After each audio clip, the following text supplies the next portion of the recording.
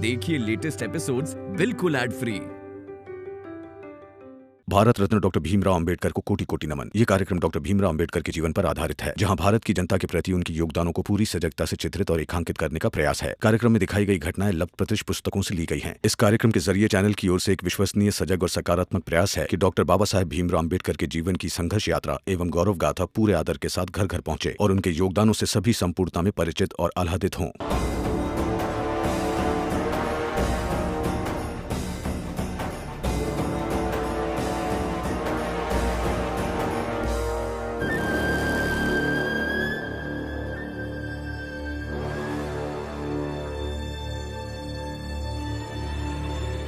छुड़ाओ हाथ, फिर दिखाओ छुड़ा के। छुड़ाओ।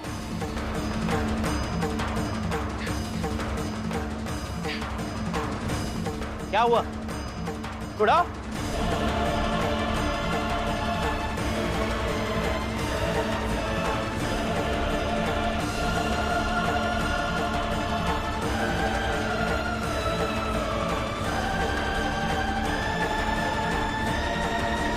लड़िए भाभी, लड़िए। औरतें कभी कमजोर नहीं होती। मेरी आई भीमाबाई से सीखा है मैंने। औरतें हर बंधन को तोड़ सकती है, हर मुसीबत को पार कर सकती है।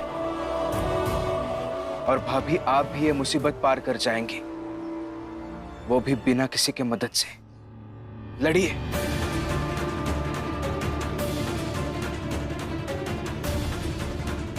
लगाओ जोर और।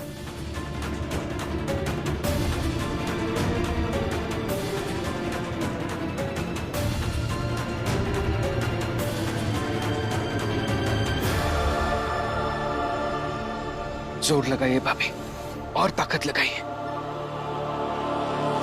दुर्बल को न सताइए, जाकी हाय, बिना जीव की सांस सो लोह भस्म हो जाए, लोह भस्म हो जाए।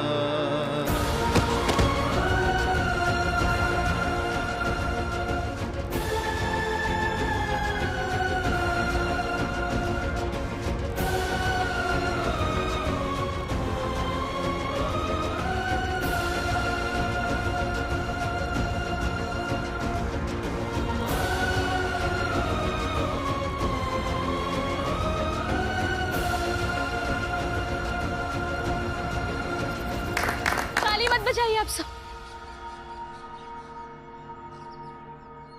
क्योंकि किसी भी पत्नी को ऐसे अपने पति को गिरे हुए, हारते हुए देखना अच्छा नहीं लगता।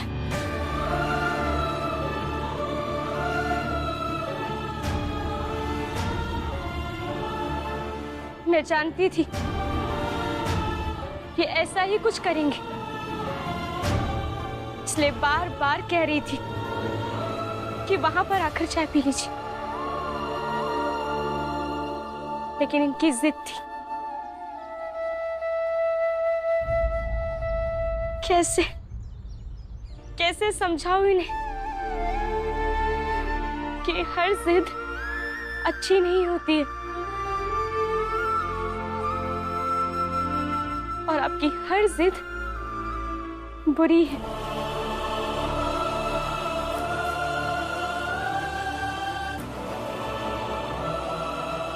कैसे समझाऊं?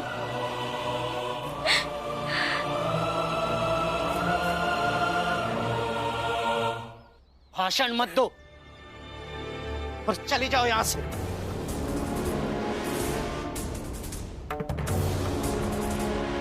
पता नहीं कौन सा जादू टोना करके आई है, वरना तेरी हैसियत है उससे कलाई छुड़ाने की, मुझे गिराने की।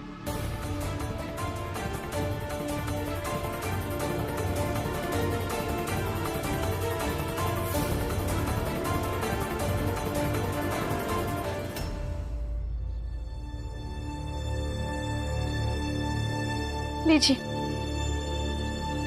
चाय पीजिए। आज आपको ये चाय पीनी ही होगी, और आज के बाद हमेशा, क्योंकि शर्त यही थी।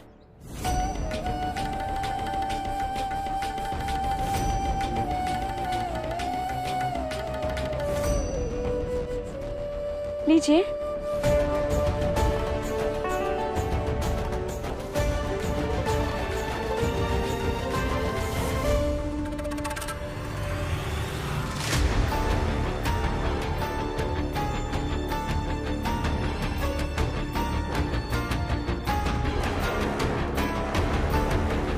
आपने ही कहा था ना, एक मर्द अपनी जुबान का पक्का होता है। तो पीजिए चाय।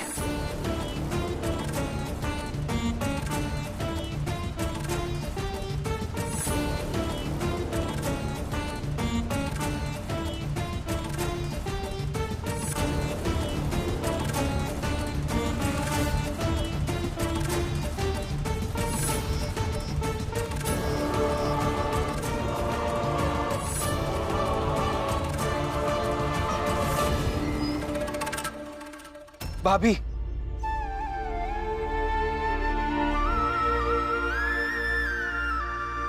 भाभी,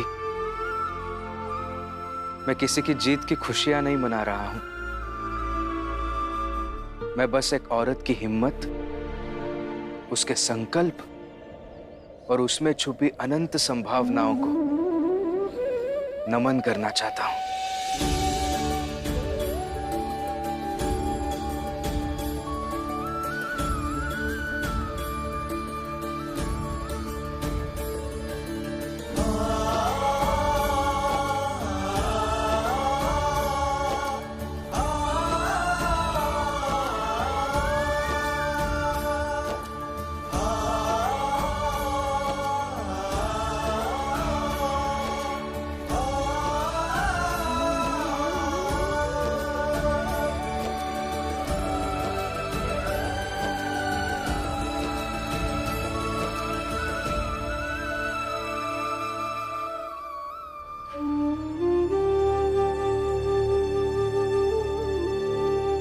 दीदी,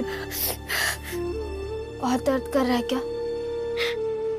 हाँ रमा, बहुत दर्द हो रहा है। हो जाएगा ठीक।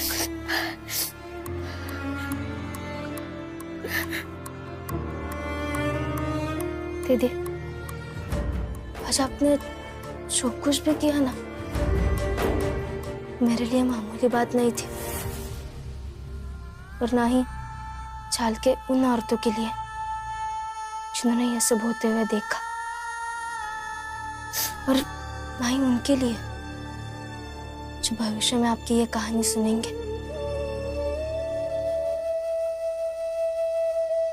रमा,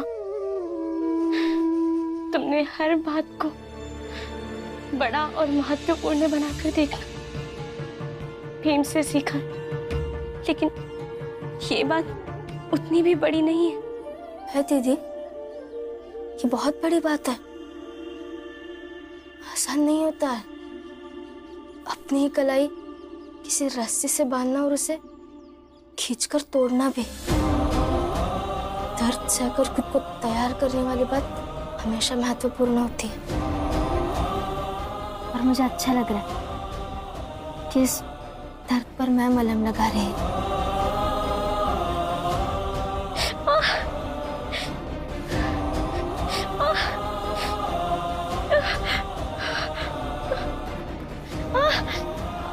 हो जाएगा, ठीक हो जाएगा।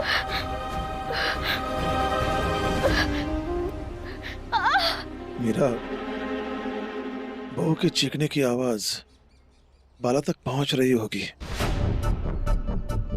लेकिन उसका चेहरा तो देखो, एक सेकंड तक नहीं दिख रही है। हमारा बाला कितना निष्ठुर हो गया है। नहीं बुआ, बाबा ऐसा नहीं है। देखिए तो सही, बाला भैया चाय पी रहे हैं।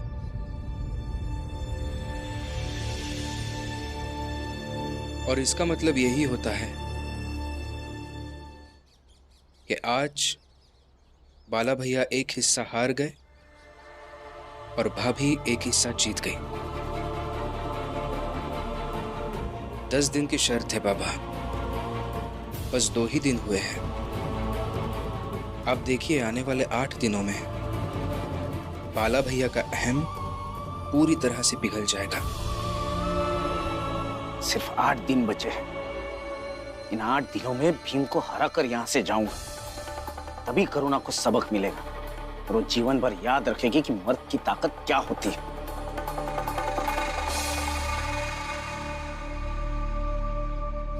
भैया दीजिए।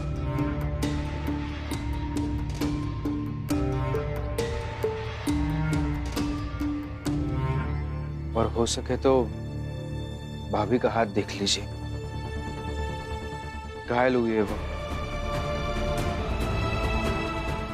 अपने आप को मजबूत साबित करने के लिए हाथ में रस्सी बांधकर खींचने की कोशिश कर रही थी, चोट लगी है।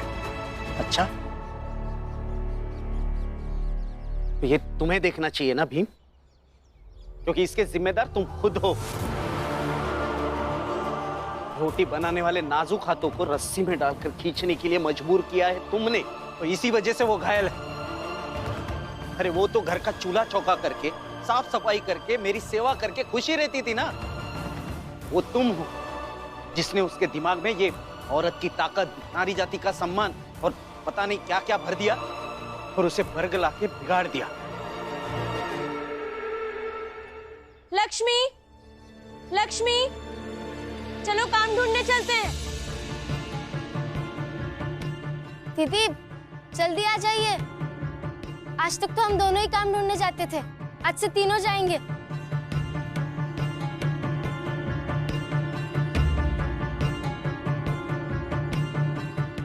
भैया आज तक घर के काम से बाहर अपने भाभी को कभी देखा ही नहीं, और वो चूल्हा चौका अपनी मर्जी से नहीं, खुशी खुशी नहीं बल्कि मजबूरी में करती थी। आज देखो बाहर की दुनिया देखने जा रही है, बाहर जाकर काम करना चाहती है, तो आपको खुश नजर नहीं आ रही? चले करुणा, चाल वालो।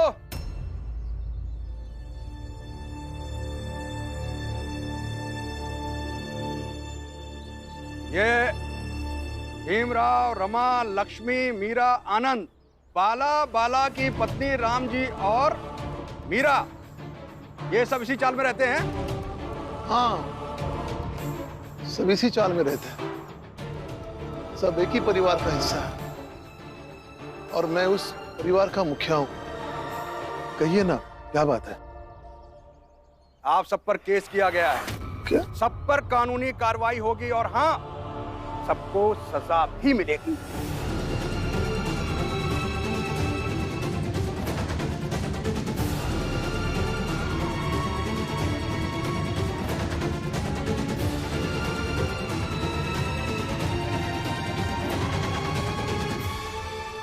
केस?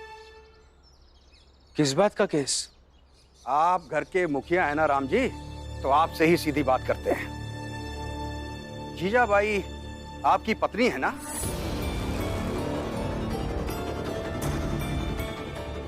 माफ कीजिए, लेकिन आप है कौन? केस क्या है? किसने किया है? आप कुछ बताएंगे? जितना पूछा जाए जवाब सिर्फ उतना। वकील साहब, पहले तो आप मेरे बाबा से आदर पूर्वक बात कीजिए। आदर? एक औरत को तुम लोगों ने घर से बाहर निकाल दिया और आदर की बात करते हो?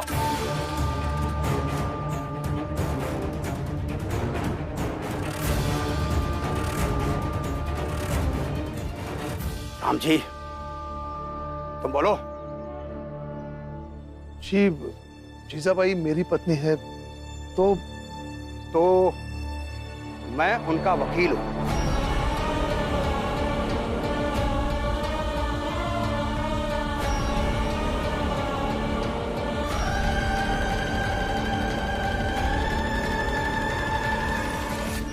टलिया अम्मा, जीजाबाई ने वकील भेजा है, वहां तक कैसे पहुंच गई? ये कोर्ट कचहरी वकील इन सब के लिए इतने सारे पैसे जीजाबाई के पास कैसे आए?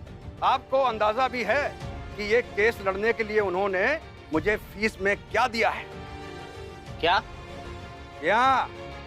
उनके पिता के पास ले देकर के एक गोली थी ना, जो उन्होंने अब मुझे दे दी है ताकि मैं उन्हें न्याय दिला सकूं।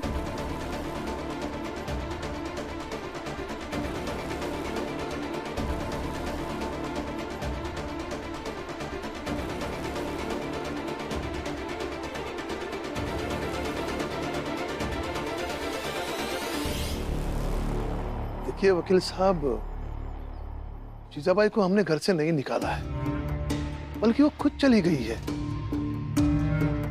हुआ यूं कि उसने मेरे सामने एक जिद रखी थी जो मैंने पूरी नहीं की, इसलिए वो घर छोड़कर चली गई। हाँ, तो उन्होंने ही आप सब पर केस किया है और उन्हें न्याय मैं दिलाऊंगा।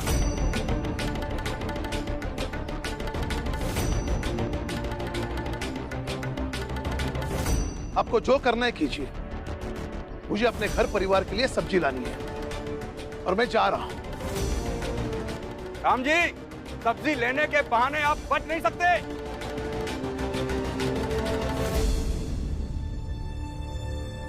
ये खबर तो नरोत्तम जोशी जी और प्रचंड देव जी तक पहुंचनी चाहिए। जीजाबाई को क्या लगता है? मैंने एक बार कहा ना कि मैं बच्चा गोद लेने नहीं जाऊंगा, मतलब नहीं जाऊंगा। बाबा,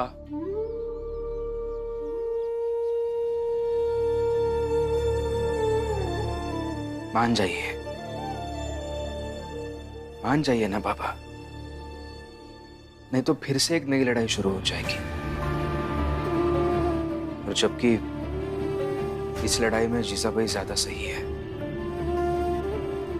उनकी मांग गलत नहीं है। हम क्यों बेकार की चीजों में फंस रहे हैं? ये मेरी लड़ाई है, मैं लड़ लूंगा, तुम चिंता मत करो। बाबा, समझने की कोशिश कीजिए ना। और सबसे बड़ी दिक्कत यह है कि इस लड़ाई के हर मोर्चे पर मैं आपके साथ, आपके पक्ष में नहीं खड़ा हो पाऊंगा। और वैसे भी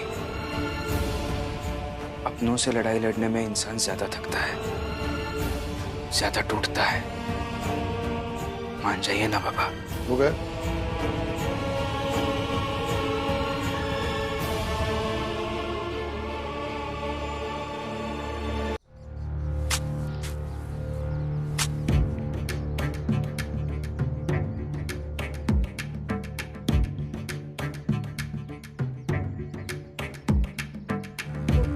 देखो कितनी बड़ी पुण्यात्माएं हैं हम लोग। सभी लोग हमारी तरह क्यों नहीं हो सकते प्रचंड देव जी? यही तो विडंबना है। मालिक, प्रणाम मालिक, प्रणाम मालिक। क्या हुआ? आप तो क्यों आ रहा है देश? मालिक, एक नई खबर लेके आया। कैसी खबर? मालिक, जीजाबाई जब घर छोड़कर चली गई तो मुझे लगा कि राम जी के घर की समस्या खत्म हो गई, मगर जीजाबाई ने एक वकील भेज दिया अपना। वो न्याय मांगने आया है और वो साफ साफ कह रहा है कि भीमराव के घर के सभी लोगों को जेल जाना पड़ेगा।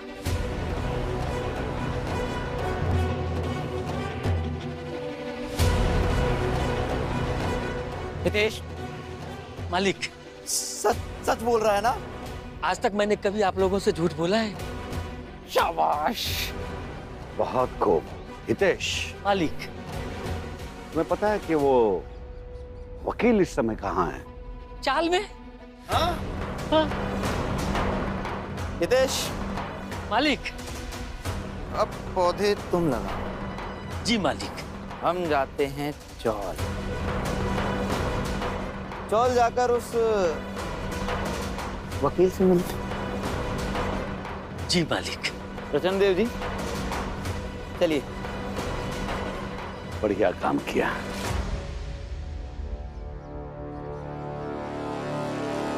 सब्जी लेने के बहाने आप भाग नहीं सकते। भाग नहीं रहा हूं, सब्जी लाने ही जा रहा हूं। और आप जाइए, आपको जो करना है कीजिए। और हाँ, जीजाबाई की हालत की जिम्मेदारी सिर्फ मेरी बनती है। आपको जो भी केस करना है मुझ पर कीजिए। अगर कानून सजा देगा तो मैं भुगतूंगा और कोई नहीं।